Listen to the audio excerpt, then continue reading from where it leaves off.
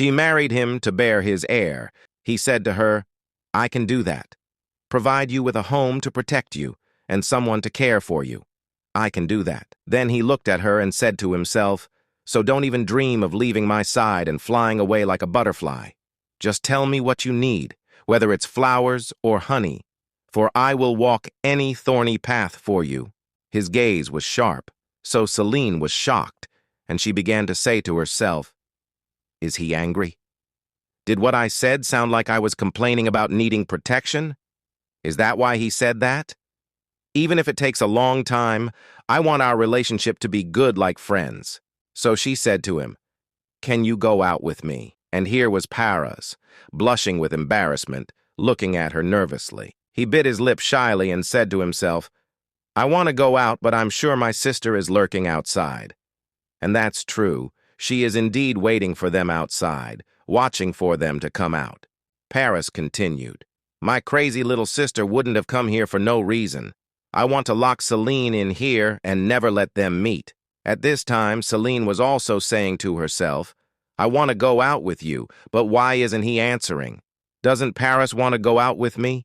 It would be great to go out together and enjoy some delicious food, but why isn't he answering me? I wish he would answer quickly and say he'll come out with me."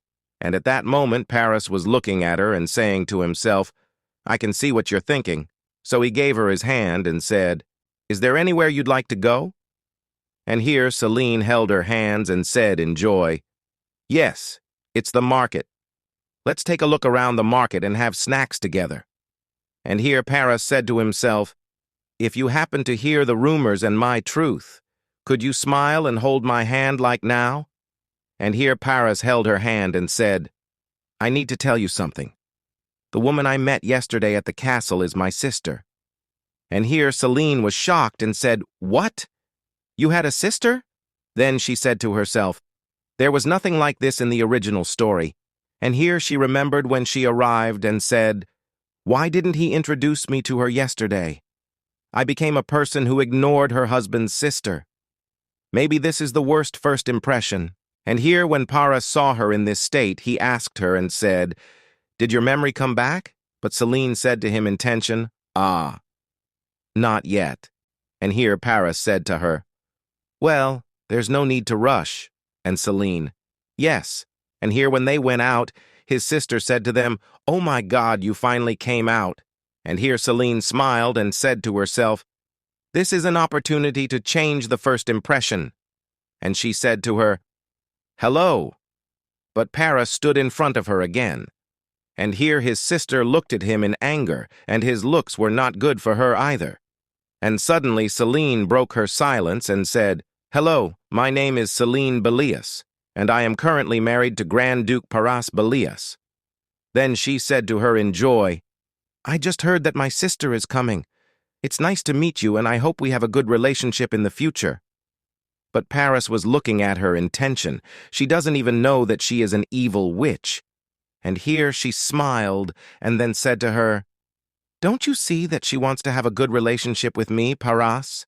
I think you are an uninvited guest between us." Then she smiled at Celine and said, "Nice to meet you too, Celine.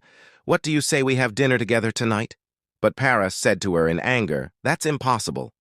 And Celine, "Yes, I'm sorry, but I have a prior engagement today." Then with a bright smile, she said to her, "If you don't mind, what about tomorrow?"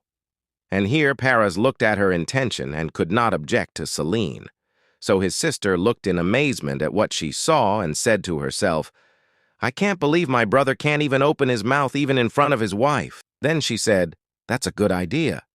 And at the same time she said to herself, "I've met the right person." And here she began to tell and say, "Belias Castle was built to prevent monsters from descending from the snowy mountain in the north. As the monsters increased their descent from the snow mountain, people began to gather near the castle, and the Duke left them to form a colony, and when they asked for help, he helped them and saved them. And as news spread that the ruler of Belias was taking good care of his people, people who were struggling to make a living began to flock from all over the empire. And to feed the growing population, he began to develop mining. There is a magical stone mine in the north of the country that is formed when the body of a dragon remains for a long time, and so he was able to progress without difficulty. In this way, mines and industries are developed, and Belias, who collected his wealth from byproducts such as monster hides, increased his income at a rapid pace. And after 200 years, and at the age of 27, Senya Belias made her first appearance in the royal palace. She is the witch of the north who immediately enchanted the people of the imperial palace. And less than 11 years after her appearance in the imperial palace, Belias became an emirate. And with the abolition of the tribute they had to pay, Belias became a giant that no one could surpass.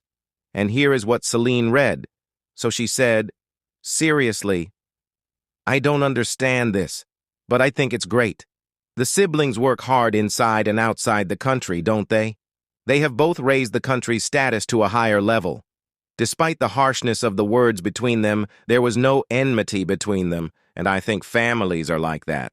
And suddenly Mithil came and called out and said, "Your Grace." And Selene turned to her and said, "Mithil, are you going for a walk?" And here Selene asked her and said, "Who is by your side?" And here Mithil said to her, "Do you remember what I told you that day? He is the doctor who helped me when I was on the verge of death. He is a wonderful person." And this person bowed and said, "It is an honor to meet you, Your Grace.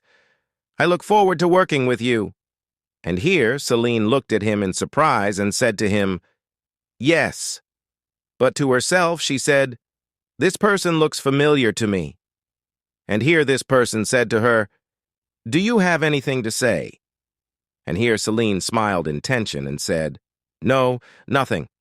I think I mistook you for someone else." And here this person smiled at the time Mithil said to her, "Your Grace, what is your schedule for today?" But suddenly he stopped smiling. And here Mithil was shocked when she knew that she was going out with the Duke and said to her, "So, you're going to the market alone?" And Selene said in joy, "Yes." Then the scene changes when Paris goes out with Selene. And here Selene turned to him and said, "Do you want to buy some snacks and eat them by the fountain?" And Paris blushed in embarrassment as he looked at her silently. At the same time, Selene blushed in embarrassment and said to herself, "In the original story, I couldn't do this myself. But now that I'm leading you and you're following me, I think that's the best thing to do." But when they arrived at the market, Paras began to look at the people who, when they noticed his presence, looked at him in fear. And here Paras began to say to himself in tension, "I knew this would happen." He had been through a lot lately, so that was natural. This hostile situation must be upsetting for Selene. Then he looked at her in tension and said, "I was suspicious and let you go through this for nothing." And here Selene smiled at him and said, "What kind of snack do you prefer? Do you like apples?" And here Paras was silent. Then he looked at the shocked people who were staring at them. But he didn't pay them much attention, so he said to her, "I love it." And at the same time he said to himself, "I've decided to love you." And here Selene said in joy, "Then let's go buy some apples first."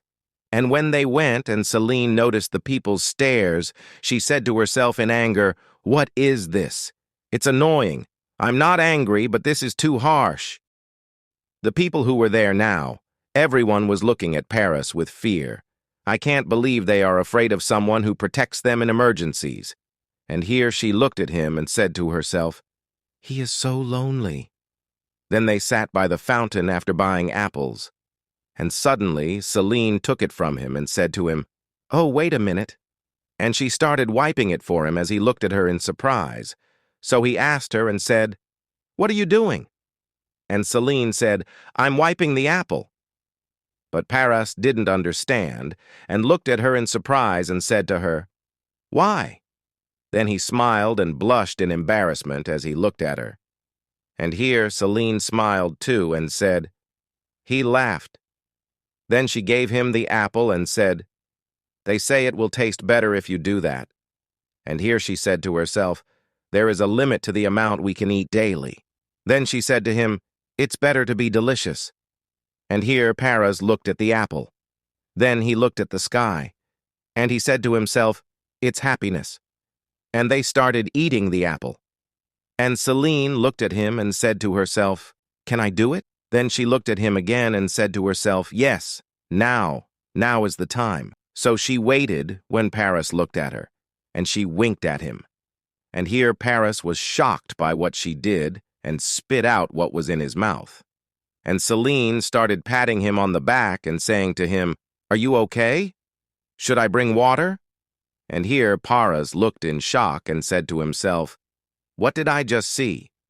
If it was not my imagination, it was definitely a wink, right? Isn't a wink an expression of love? Didn't my followers wink at women when they asked them out? But then, didn't they get rejected?" Then he blushed and said, "But she winked at me just now."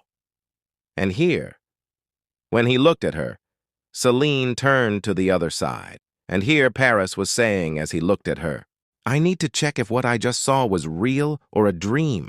So he grabbed her hands and leaned in close to her and said, "What did you just do?" And Celine said in shock to herself, "What? What should I do?"